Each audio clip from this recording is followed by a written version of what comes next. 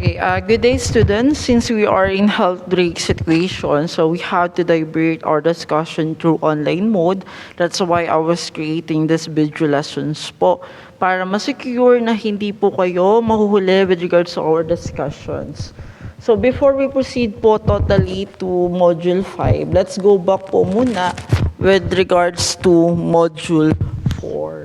Kasi not all of the sections in STEM Grade 12 is na-meet ko po for this pre-written. Na-meet ko man po sila as for their performance output naman po or actual presentations ng performance nila yung ginawa namin. So now, for module 4 po, our topic po is all about stoichiometry.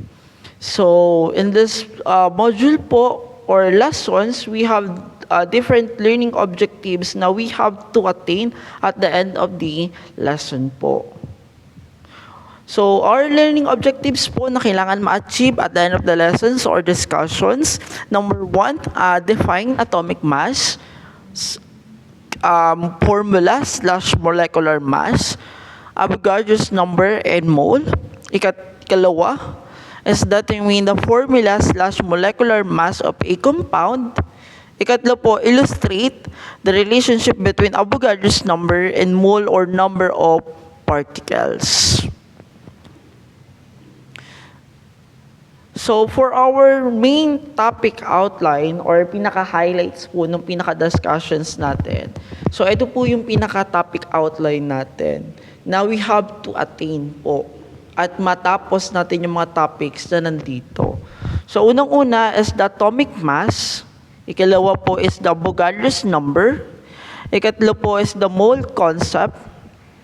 Ikaapat po is the percent compositions of chemical compounds. Ikalima is the chemical reactions and chemical equations. And lastly is the type of chemical reactions in aqueous solutions. So without further ado po, let's proceed to the proper discussions. So skip po muna natin si word of the day. Bawi na lang tayo kapag meron ng actual discussions. So, unang topic natin sa topic outline is all about atomic mass. So, if we really wanted to know what is the meaning of atomic mass, it says that, or it states that the mass of an atom can be determined by the number of neutrons found inside the nucleus, called nucleons, and electron it contains. So when we say kasi mass, that is the total bigat ng pinaka-atoms natin. Kaya tinawag siyang atomic mass. At ang bumubuo sa atom natin is tinatawag natin na subatomic particles. So we have 3 types of subatomic particles. We have the neutrons, electrons, and protons. Wherein, pag pinagsama-sama natin to, yung dami nila is makukuha natin yung pinaka-atomic mass natin or yung pinaka-total atomic mass ng isang element. Ganun din kapag we wanted to get the atomic mass of a compound. Sa compound naman po kasi, again, pag pinagsabing compound, the differences with that in the elements, pag sinabing compound, that is made from 2 or more elements. So, ang ginagawa naman natin to get the total atomic mass of a compound, pinagsasama natin yung dalawang or lahat ng atomic weight ng bawat elements na contain ng isang compound. So, example po is yung tinatawag natin na H2O. Wherein, alam natin na si H meron siyang atomic weight na 1 at si oxygen naman po merong atomic weight na 16. Since sa H2O po, ang subscript natin ay 2, we have to multiply the 1 by 2. And to easily get the total atomic mass or atomic weight of a compound, ginagawa natin is ina-add lang po natin sila. We have to multiply what is needed. Katulad ni hydrogen. So, since dalawa yung hydrogen natin, we have to multiply it by 2. So, 1 times 2 is 2 plus 16. So, that will be 18. So, ang magiging total atomic mass natin for a compound is 18 po mismo. So again po, kapag elements naman po, ang ginagawa na lang naman natin dyan, since given naman na siya sa periodic table, is to look up with atomic weight. Huwag pong malilito kay atomic mass tsaka kay atomic weight. They are just similar. Ang pinagkaiba lang po is si atomic weight tsaka si atomic number. So when we try to repair with atomic number, that is the number of atoms na contain ng isang element. While si atomic mass po, that is the bigat or yung pinakabigat ng atoms ng isang elements wherein binubuo siya ng tatlong subcomponents, which is the neutrons, electrons, and protons. So mass is the basic physical property of matter. The mass of an atom or molecule is referred to as the mass or atomic mass mismo. So the atomic mass is used to find the average mass, electrons, and molecules to solve stoichiometry. So definitely napakahalaga ni atomic mass kasi if we wanted to convert grams to mole, ginagamit talaga natin si atomic mass. Okay? Kasi sa scenario ni stoichiometry, ang most given lang talaga is mga percentage or grams sa mga compound. And sometimes, ang pinagagawa is pinakukompute into number of moles. By the way po, we have different names in atomic mass. That is referring for the bigat ng pinaka-particles natin. So again po, atomic mass, mass on microscopic scale. So, minsan gumagamit tayo ng DAU, kg, etc. Pero sa chemistry po, pag sinabi po kasing mass po, ibig sabihin po, bigat. Yun nga lang po, may iba't ibang areas like molecular mass, isotopic mass, mass of entity, average mass, wherein pag sinabi nating average mass, it refers to being a mass po. Pag sabi kasing average mass, depende yan, nakaka-refer naman siya kung yan is yung total average yung atomic mass or yung pinaka-total average ng isotopic mass or molar mass mismo. Pag sinabi naman po molar mass, average mass per mole. So yun po, marami po tayong distinctions. Ang kailangan lang po matandaan ninyo is to know what is mass. So pag sinabing mass po, it refers to bigat. Again, iba yung pinaka-meaning ni weight tsaka ni mass. Pag sinabi pong mass, is yung total na bigat ng isang particles. But when we refer to weight naman, that is rely on totally in gravitational pull. So, where to find atomic weight? So, si atomic weight po, if may hawak kayong periodic table, nakikita natin siya sa baba ng sa pinakataas natin, upper right. Okay? So, alam nyo naman po kung paano kumuha ng number of particles since nasa pre-written exam yun and I was too happy na lahat ng STEM is halos matataas yung score nung pre-written. So, ayun po, pag pinagsama-sama lang po natin yung mga subatomic particles natin like number of protons, neutrons, and electrons, so makukuha natin si atomic weight or yung pinaka-atomic mass natin. Now, let's proceed to Avogadro's number. So ano naman nga ba si Avogadro's number? So when we say Avogadro's number po, the Avogadro's number and mole are related to one another. So Avogadro's number is defined as the number of particles, molecules, atom, ion, and etc. per mole. Kumbaga dito naman po kasi, from microscopic views, kasi si atomic mass po is kino-consider siya as microscopic views kasi nga, that is smallest particles and we couldn't see with that. Hindi natin siya basta-basta makikita. Now, we wanted to easily distinguish and compute the microscopic value by converting into macroscopic value using Avogadro's number. So, per mole po, 1 mole po is always equivalent to 6.02 times 10 raised to 23 mole. Again po, 1 mole is always equivalent to 6.02 times 10 raised to 23.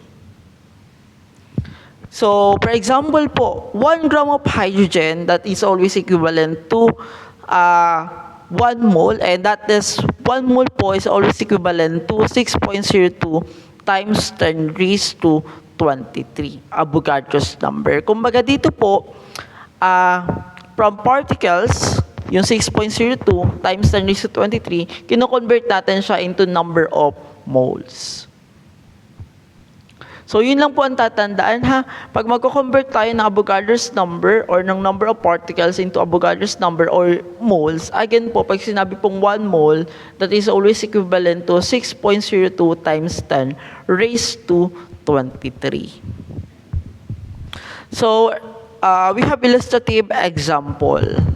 How many moles are there in 460 grams of sodium? So, for the solutions po, ang ginagawa natin is grams over mole para ma-compute natin or ma-convert natin yung pinaka number of moles. Kasi nga, in fractional form, kailangan kapag magka-cancellations tayo ng unit, yung unit na ika-cancels natin is always equivalent or same sila ng denominator and numerator. So, kaya ang gagawin natin is grams over mole or grams per mole. So, for example po, si sodium po, if you wanted to look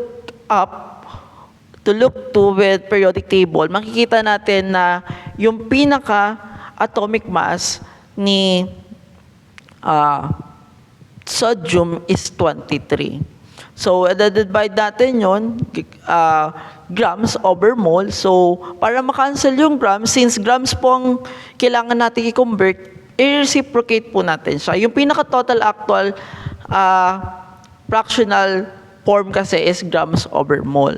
But since si grams yung i-convert natin into mole, ang gagawin natin, i-reciprocate natin. So, mole over grams ang value ng positioning ng pinaka-fractions natin. So, we have 23 grams as per the atomic mass or weight ni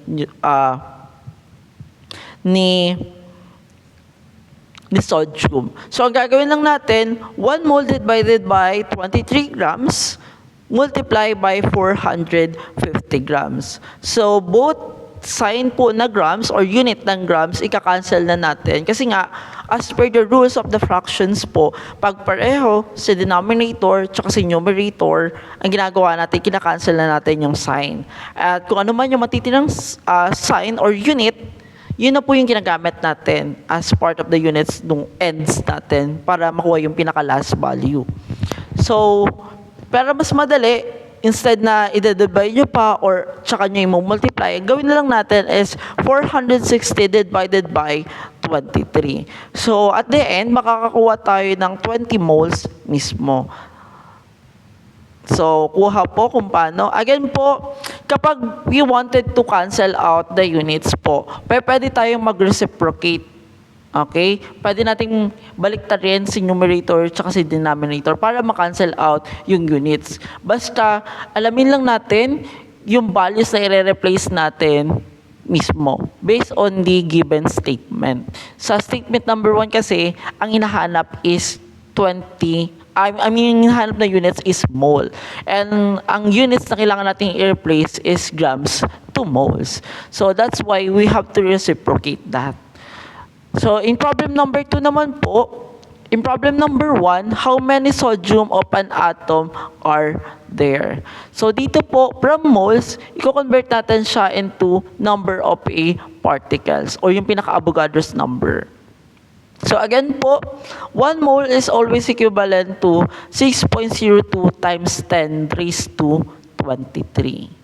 So, as per the given situations, how many sodium of an atoms are there? Kumbaga, number of particles ang hinahanap. So, reciprocate lang natin instead na tawag dito, moles over number of particles. Gagawin natin siyang number of particles over moles. So, cancel yung both units ng mole, matitira yung pinaka-structure ng number of particles natin. So, 6.02 times 10 raised to 23 divided by 1 mole multiply by 20 moles. So, makakakuha tayo dyan ng 1.20 or 1.0204 times 10 raised to 25 number of sodium or number of atoms mismo. So, kuha po. So, now let's proceed for number 3. Sabi, how many moles are there in 400 grams of water? So, kung kanina, sa for example natin sa 1 and 2, that is referring for the elements lang. Now, for question number 3 and 4, as we observe, that is now a compound. Again po, if we wanted to get the total number of atomic weight ng compound natin, ang ginagawa natin is ina-identify muna natin first yung atomic weight ng bawat element na contain ng compound. So, si water kasi, ang contain na element niya is hydrogen tsaka oxygen. So, now, pag nakuha na natin yung pinaka-atomic weight, total atomic weight ng compound, yun po yung ginagamit natin as part of pagdadivide natin mismo. So, 1 mole divided by the total atomic mass or atomic weight ng water, which is 18 po. So, paano daw nakuha po yung 18? Again po, we have to determine what is the atomic weight ng bawat element. So, si hydrogen po, meron siyang 1, but since H2O nga po, ibig sabihin dalawa yung hydrogen, so we have to multiply it by 2. And si oxygen po, we know na ang pinaka-atomic weight niya or atomic mass niya is 16. So, 2 plus 16, that is 18. That is the total atomic mass natin of a compound. So, 1 mole divided by 18 multiplied by 450 grams. So, now, kapag nakuha na natin yung 450 grams, or na execute na natin, makakuha tayo ng 25 moles of water. And if we wanted to convert it into number of particles po, again po, same scenario pa rin ang gagawin natin since mayroon naman na tayong number of moles.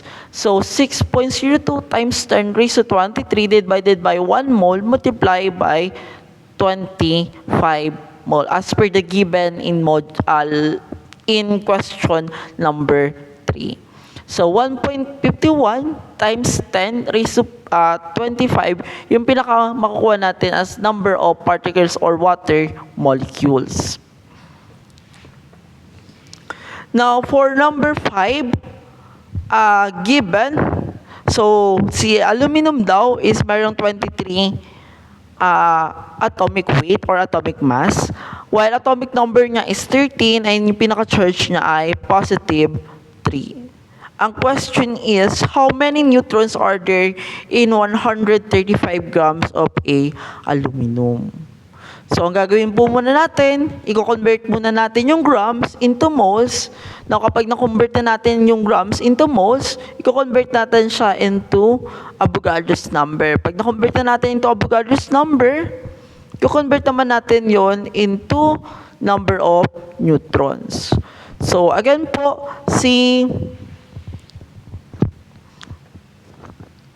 so, kapag nakuha na natin yung bawat isa, ang gagawin lang natin is we have to multiply it by the number of neutrons. So, again po, convert muna natin from grams to moles. Moles to Avogadro's number. Avogadro's number to number of particles. Avogadro's number multiplied by 14 number of neutrons ng pinaka-aluminums. By the way po, para makompute yung pinaka-number of neutrons natin, ang ginagawa natin is, minumultiply natin yung atomic mass, mina-minus natin yung atomic mass sa atomic number. So, yung si aluminum po, meron siyang 27 na, kasi N sub N yan, number of neutrons. Meron siyang 27 na atomic weight minus atomic number na 13. So, ang number of neutrons natin or N sub N is 14. So, ang gagawin natin is yung 135, again po, i-convert natin siya into number of grams. So, 135, 1 mole is always equivalent to 27 daw, sabi ni aluminum, kasi 27 yung pinaka-atomic weight niya, multiply by 135. 135 yung pinaka-given doon. Once kapag nakuha na natin dito, i-convert naman natin siya into Avogadro's number. So, 6.02 times 10 raised to 23 over 1 mole.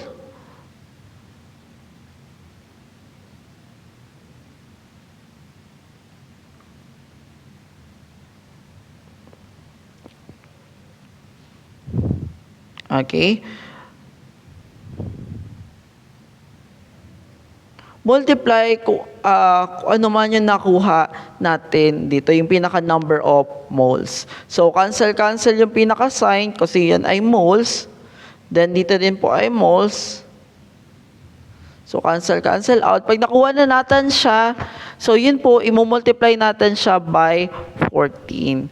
So, may pinakamadali namang part. Ang ginagawa is, si 6.02 times 10 raised to 23, minumultiply natin kay 14 or yung number of neutrons, kay 14 po.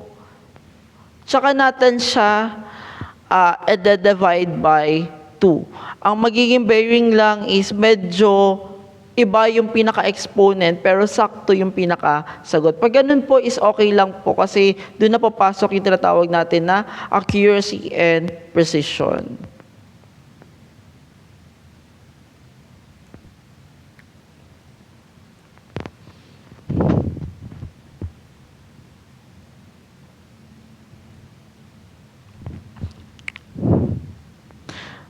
Okay.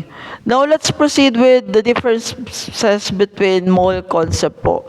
So, molecules and atoms are extremely small object, both in size and mass, and the standard mole is based on the carbon-14 isotope. So, hindi ko na-discuss kung paano kinukuha si carbon-14, carbon-12, carbon-12, carbon-14, etc. Kasi po yan ay part ng Earth and Earth science wherein marami siyang process. Mayroon pang beta plus, beta minus, etc. Carbon dating po kasi ang ginagawa dyan. So, now, to easily distinguish po, magkaiba po si formula mass kay molecular mass.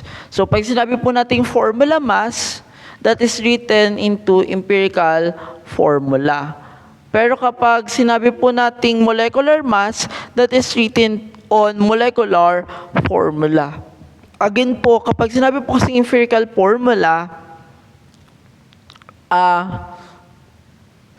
pag sabi empirical formula, yun po ay naka-lowest term. Pero kapag sabi pong molecular formula, yun po ay naka-highest term or pwede pa natin siyang gawing lowest term in short. So example po ng molecular formula is yung sa glucose, for example. Sa molecular formula po ng glucose, we have C6H12 and O6. Wherein, molecular formula po ng glucose yun. Pero if you wanted to convert it in empirical formula, pwede natin siyang gawing lowest term. So, by dividing it into 6 mismo. So, C6 divided by 6, that is C na lang, or 1. And then, H12 divided by 6, magiging H2. And then, O6 divided by 6, magiging 1 na lang, or we can write it as O or the symbol of A elements na lang. So, magiging empirical formula niya is CH sub 2 O or oxygen. So, ganun lang po. Pero kapag if you really wanted to convert it na into molecular formula, we can multiply it by 2 or 3 as long as it makes higher number of ratio. Kino-consider natin siya as molecular formula. Okay. Determine the formula mass of sodium chloride. So, using the periodic table, kapag dinatermine natin yung pinaka-atomic weight nila, yung mga elements na involved, which is the sodium, chlorine, and oxygen. So, si sodium po is may 23, and then si Cl po is may 35, and then si oxygen po is may 16. So, ito-total lang po natin yun. Pag sasamahin lang natin silang lahat. If we have to multiply, like si oxygen po, kasi nakalagay po NaClO3 or sub 3. So we have to multiply it by 3 kasi nga ang distinction, tatlo daw si oxygen. So makukuha natin yung pinaka-formula mass or yung pinaka-empirical weight or mass natin, which is 106.45 amo.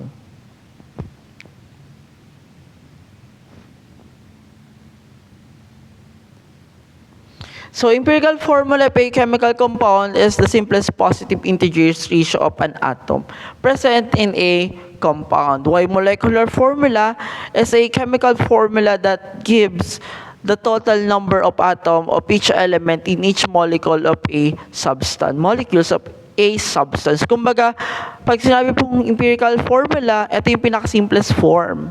While pag sinabi pong molecular formula, that is the actual formula of a compound na hindi pa nagagalaw or no lowest stream mismo. So again po, to easily distinguish, pag sinabi pong empirical formula, hindi na po siya na lowest stream. Talagang sadyang lowest stream na po siya. Kaya pag magda-divide po tayo, kailangan both side po ang nade-divide. So, for example, sa water po, H2O, that is considered as empirical formula. Kasi hindi na natin pwedeng ma-divide si 2. Hindi na natin pwedeng ma-divide si oxygen by 2. While yung H sub 2 and O sub 2, that is considered as molecular formula. Kasi both side, pwede natin siyang i-divide by 2. At ang matitira is HO mismo. Yung pangatlo po, C sub 3, and then H sub 8, that is considered is empirical formula. Kasi nga, kailangan pag magde-divide tayo, parehas at magiging always whole number yung kalalabasan. Since dito po, pag dinivide natin si 8 by 3, so magkakaroon tayo ng decimal point. So definitely kino-consider na yan as empirical formula. And yung pinaka-last, C sub 5 and H sub 10, so kino-consider na siya as molecular formula. Pwede natin yan divide by both side by 5. So C sub 5 divided by 5, so that is 1, and H sub 10 divided by 5, that is H sub 2. So, kaya kino-consider siya as molecular formula. Now, sir, paano po gagawin or paano po namin kukunin yung pinaka-empirical formula if ang nasa given lang po is percentage? Okay? Katulad ng example number 1. An organic compound is found to contain 40% calcium, 12% carbon, and the rest is oxygen na. What is the empirical formula of a compound? Alam naman natin, diba, when we say empirical formula, that is referring for chemical formula. Kasi we have two types of chemical formula. That is empirical tsaka molecular. So, in this situation po, i-assume natin na 100% yung pinaka-actual total ng system natin. Kasi nga, naka-percentage siya. So, hindi naman natin masasabing 100% kung hindi siya exact with 100%. So, i-assume natin na yun ay 100%. So, we have 40% for calcium, 12% for carbon.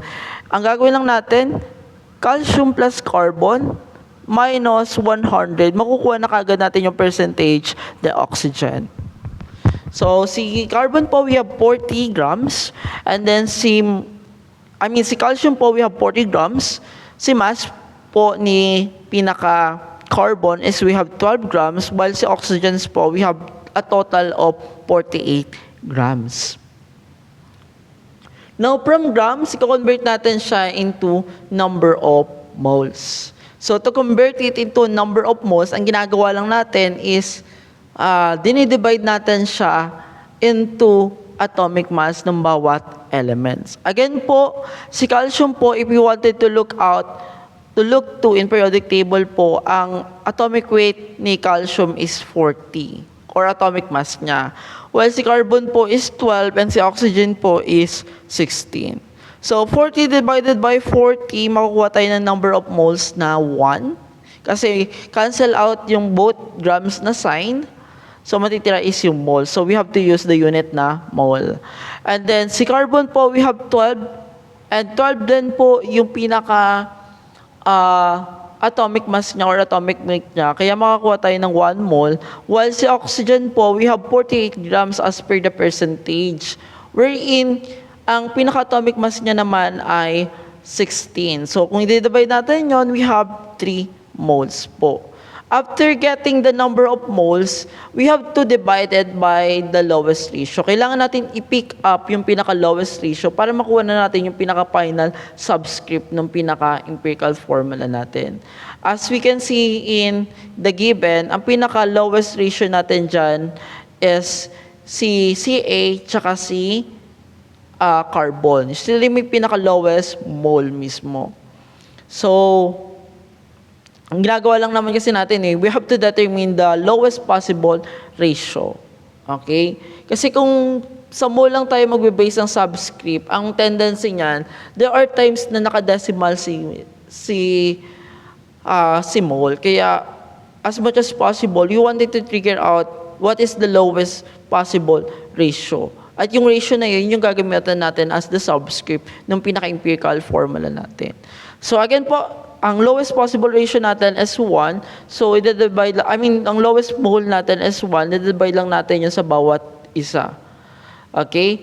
So, 1 divided by 1, kasi nga meron tayong 1 mole sa calcium, and ang pinaka-lowest mole natin is 1. So, makakuha tayo ng 1. Ganun din si carbon, 1 divided by 1.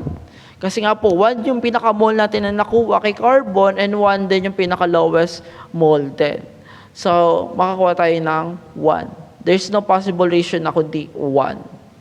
And then, since we have 3 moles po at ang pinaka-lowest possible ratio natin is 1, so 3 divided by 1, so makakuha tayo ng 3.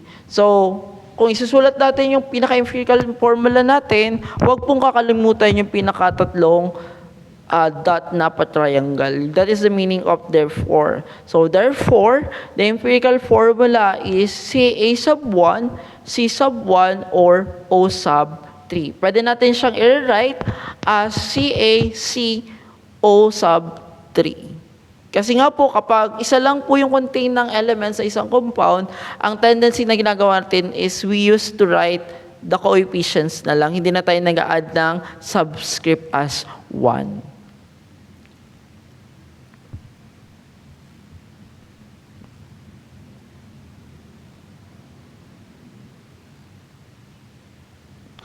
Okay.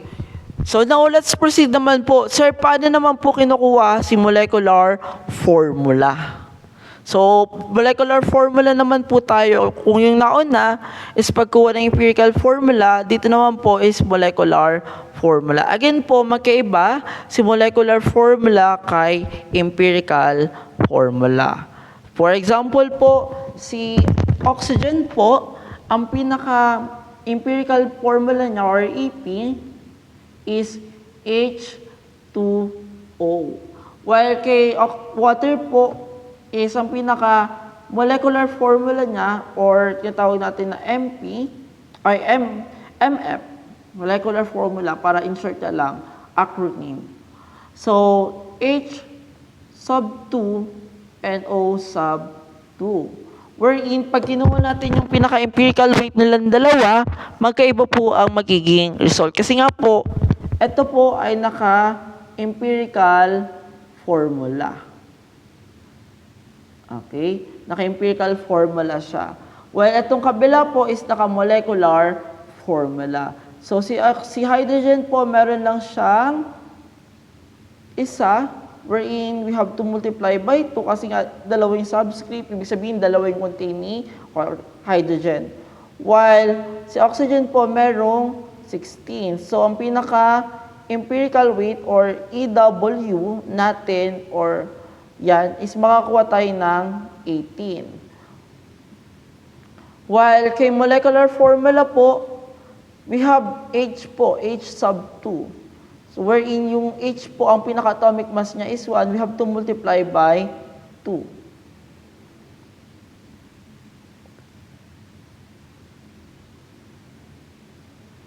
H equals to 1 multiplied by 2. Now, since ito po ay naka-molecular formula, as per the subscript na oxygen, we have 2. So, 16 multiply again by 2,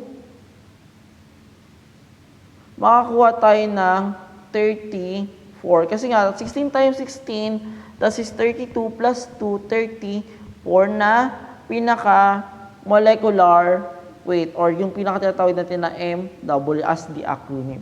Again po, kapag ganito, magkaiba po si empirical formula kay molecular formula, magkaiba po si empirical weight kay molecular weight.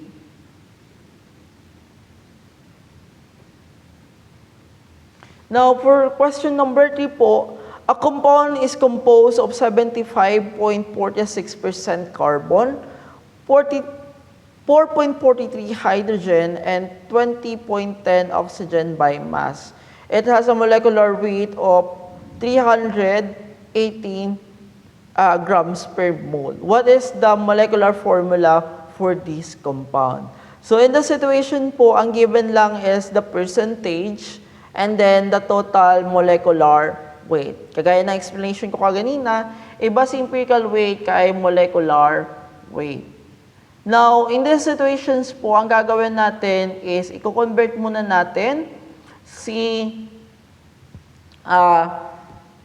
given or kukunin muna natin yung pinaka-empirical formula. Since given naman lahat ng percentage ng nasa scenario, ang gagawin natin, i-convert natin siya from grams to moles. Then, once nakuha na natin yung moles, i-convert naman natin yun into empirical formula. Once na na-convert na natin si empirical formula, i-convert natin siya into empirical weight or kukunin natin yung pinaka-empirical weight. Tsaka natin i-divide kay total molecular weight para makuha natin yung pinaka-multiplier natin wherein yun po kasi magdedetermine ng pinaka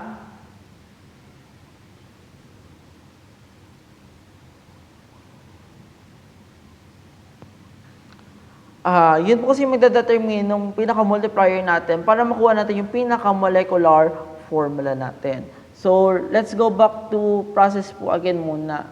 So, yung first step na gagawin natin sa situation, sabi kasi, given yung pinaka percentage nung pinaka-compound, tsaka yung pinaka-molecular weight. So, ang gagawin natin sa step 1 is, i-convert natin yung percentage to number of mole.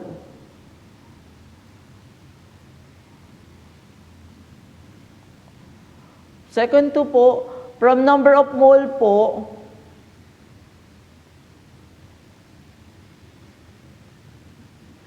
i-convert natin siya into empirical formula, EF. Now, kapag nakuha na natin si empirical formula, sa number 3 po, kukunin natin yung from empirical formula, kukunin natin yung empirical weight. Okay? Step 3. Now, pag nakuha na natin si empirical weight po, i-divide natin yon by molecular weight. Okay? From step 3, step 4, gagawin natin, molecular weight, MW, divided by empirical weight. Now, kapag nakuha na natin yung multiplier po, so yung multiplier po, or yung pinaka-x natin, imumultiply natin siya into empirical formula. Yung pinaka-subscript niya. Then, lastly, makukuha na natin si molecular formula. Okay? Makuha natin si molecular formula by the 5-step na gagawin natin. So, yun po. I-convert muna natin yung grams into moles, and then from moles, i-convert natin siya to get the actual empirical formula. So, as per the scenario, we have 75.46 carbon, we have 4.43 hydrogen, and we have mass of 0. I mean, we have mass of oxygen na 20.10. So, convert natin siya into number of moles. So, 75 divided by atomic mass ni carbon na 12, that is 6.288. Now, from 6.2.88, ganun din yung gagawin natin kay hydrogen. 4.43 grams divided by 1 gram. So, makakuha tayo ng 4.43 moles. Now, from that, ganun same process pa rin kay oxygen. 20.10 grams divided by atomic mass niya na kinukontain ng 16 grams. So, that will be 1 to 5, 6 po. Now, kukunin natin yung pinaka-lowest ratio. Wherein yung pinaka-lowest po kasi natin is si 1 to 5, 6 or 1.256. Okay? So, i-divide natin isa-isa yan by 1, 2, 5, 6. So, 6.288 divided by 1, 2, 5, 6. Meron tayong 5. Okay? Meron tayong 5 po dyan. While 4.43 po divided by 1.256, ang makuha natin dito ay 3.5 moles. Okay? Nakadecimal. And then, sa last part po, 1256 divided by 1256, syempre, ang makuha natin dyan, again, 1. Kasi nga, 1.256 divided by 1256, that is 1. So, we have 5, 3.5, and then 1. Okay? The number of moles. Since may decimal point pa, we have to make it as whole number. So, gagawin natin, i-multiply natin yung number of moles ni carbon na 5 into 2. While sa hydrogen po, meron tayong number of moles na 3.5, multiply natin siya by 2. And then, si oxygen po, we have 1, multiply natin by 2. So, sagot po, we have 10, we have 7, we have 2. So, ang magiging empirical natin is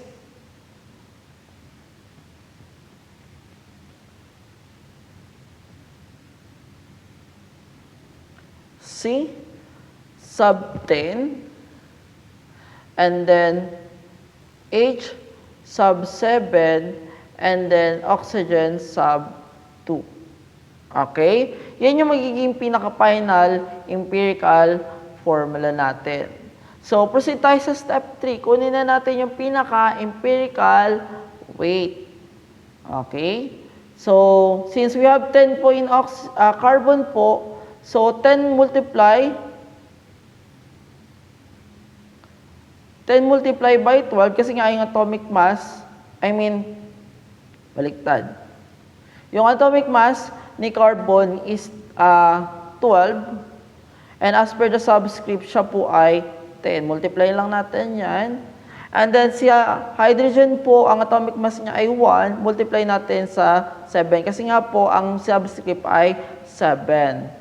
Now, si oxygen po merong 2, at alam naman natin yung pinaka-atomic mass niya is 16. So, multiply by 2. 12 times 10 plus 1 times 7 plus 16 times 2. Ang pinaka-total atomic mass natin or pinaka-total empirical weight natin or mass natin is 159. Kapag minultiply natin tong tatlong to. So, we have 159. Okay? Now, yung pinaka-empirical weight natin, or yung EW. Now, i-divide natin yan sa 318 na given.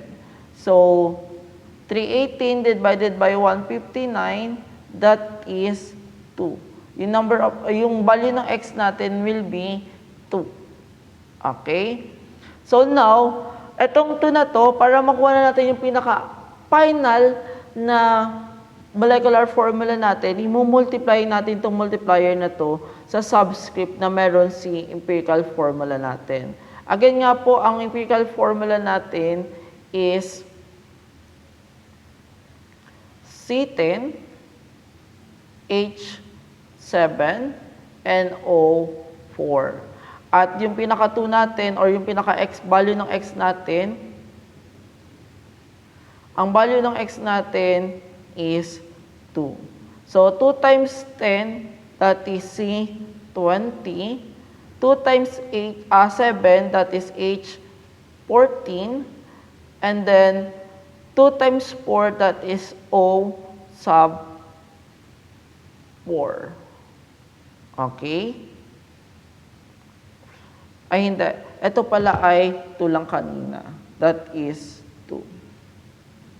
Kaya makakuha tayo ng C20, H14, then sub 4 na pinaka-molecular formula. That is what we called MF na, or yung tinatawag natin na molecular formula.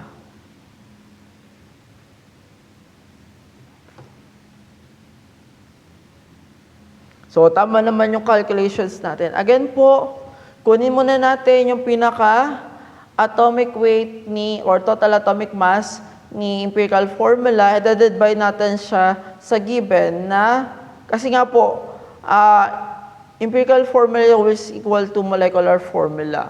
To cancel out dito yung pinaka 159 at matira yung value no pinaka-unit ng x, we have to divide it by 159. So, yung magiging value ng x natin is 2.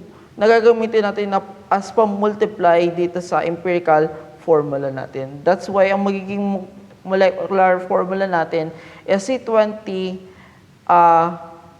H14, and then O4 mismo. Now, let's proceed with the percent composition of a chemical compound. Sa percent compositions po, from grams, i-convert natin siya into percentage. So, to convert that, ang ginagawa nating formula is atomic weight of elements multiplied by number of atoms or number of elements divided by the total molecular weight or empirical weight. Depende kasi kung naka-molecular formula siya, so that is molecular weight. Pero kung naka-empirical formula siya, that is the empirical weight. So, example po, potassium oxide. Sa potassium po, may empirical formula na K sub 2 and oxygen. So, unang-unang gagawin is to get the total atomic mass ng empirical formula natin, or pinaka-empirical weight natin. So, si K po, ang value niya is 39, multiply by 2, since ang subscript is 2, plus 16, makakuha tayo ng 94 po. Correction po, that is 94 or atomic mass unit. So again, let's go back with the formula. So atomic mass, multiply the number of atoms or elements na makita sa subscript divided by the atomic total atomic weight, multiply by 100. So, makukuha na natin yung pinaka-percentage niya. And as per the results po, 82.98% siya. Now, for oxygen po, 16. Since isa lang naman si 16, si oxygen, hindi na natin siya kailangan i-multiply by 1. Diretso 16 na kagad kasi 16 times 1, that is 16. Divided by 94, multiply by 100. So, makakuha tayo ng 97.02%.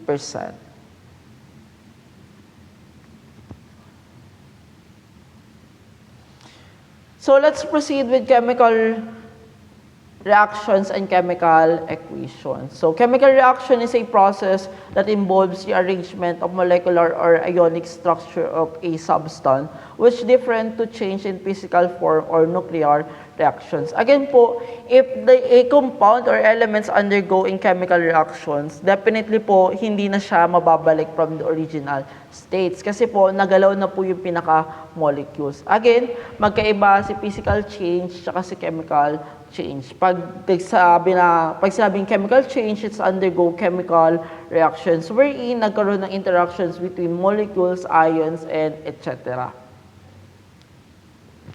So chemical reactions, the atom and molecules that interacts with each other or under chemical change are called reactants. Kung yung mga elements na nag-react, that's what we call reactants. And then yung pinaka-result is product. So we have a short method of writing chemical reactions called, also known as chemical equations. So we have different types of chemical equations. Number 1 is the synthesis reactions. Number 2 is the decomposition reactions. Number 3 is single replacement reactions. Number 4 is the double replacement reaction. And lastly, the combustions reactions. So when we say synthesis reactions po, ang nangyayari lang naman dito, yung dalawang element, pinagsasama natin. So ang naging result is a new types of a compound. So example, element A plus element X equals to compound AX. Okay? Yun lang po yun kapag sinabing synthesis reaction or also known as composition reactions. Nagko-compose lang sila or nagbabond. So example, hydrogen plus oxygen, we have water or H2O. So Na plus chlorine, we have sodium chloride. Okay? Magnesium plus oxygen, we have magnesium oxide. Pag elements to elements lang po, again nga po, ang rules natin, mauuna si metals, bago si non-metals, then papalitan yung dulo ng IDE, yung suffix mismo. Now, from the composition reactions, kabaliktaran naman po ito ni synthesis reactions, wherein from compound, nagda-decompose naman tayo dito or tinatanggal naman natin. So, most commonly nangyayari ito sa mga jeweler shop if we wanted to separate the golds from the other elements or compounds, molecules, we use decomposition reaction. So, from compound na known as AX, magiging element A plus X na lang po siya. Another next po, single replacement reactions. Sa single replacement reactions naman po, from element, pagsasamahin natin siya into compound, ang nangyayari is nagkakaroon tayo ng replacement or displacement reactions ng element. So, wherein, naiiba lang yung pinaka-positioning nilang dalawa. Now, sa double replacement reactions po, dalawang compound yung pagsasamahin natin. Ang tendency naman ng nangyayari is nagre-replace din po yung pinaka-positioning ng dalawang compound or yung pinaka-element. So, for example, AX plus BY, so magkakaroon tayo ng AY plus BX. Pwedeng mabago. Pwede rin pong X plus B, XB plus AY. Okay? Or YA. So, pwede pong ganun. Nasa inyo po kung paano. Basta nagkaroon po ng reactions between ions and nagkaroon po ng representations ng ionic compound wherein nag-replace lang po sila.